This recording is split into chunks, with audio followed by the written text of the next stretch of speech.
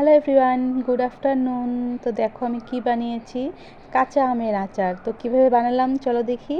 তো আমি ভালো করে ছুলে ধুয়ে পরিষ্কার করে রেখেছি। তারপর আমগুলোকে ছোট ছোট করে টুকরো টুকরো করে রেখে লবণ দিয়ে মেখে রেখেছিলাম। দেখো তারপরে এটার থেকে একটু জল বেরিয়েছে, সেই জলটা আমি একটু ছেঁকে ফেলে দিয়েছি। তারপর এটাতে মিষ্টি সস, মেথি আর ধনে আর শুকনো লঙ্কা এটা আমি হালকা ভেজে গুঁড়ো করে এই মশলাটা দিয়ে এটাতে দিয়ে দিয়েছি। এটাতে আর তেলে লবণ দিয়ে গরম করে তেলটা এটাতে দিয়েছি। আসলে সেটা ভিডিওটা করেছিলাম, সেটা কিন্তু ভিডিওটা অন করতে ভুলে গেছিলাম, তাই ভিডিওটা তোমাদের সাথে শেয়ার করতে পারলাম না কিভাবে। তো যাই হোক, মশলা তো দেখিয়ে দিয়েছি কিভাবে। দেখতে একটু সাদা লাগছে না, তো হলুদ দিতে ভুলে গেছিলাম। তো পরে একটু হলুদ দিয়ে এটাতে নেড়ে চেড়ে সুন্দর করে নেড়ে দিলাম। দেখো কি সুন্দর কালারটা এসেছে। এটা কিন্তু এভাবেই খাওয়া যাবে।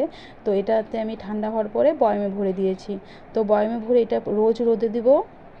রোদে দেওয়ার পরে কিন্তু এইটুকু হয়ে যাবে একদম শুকানোর পরে।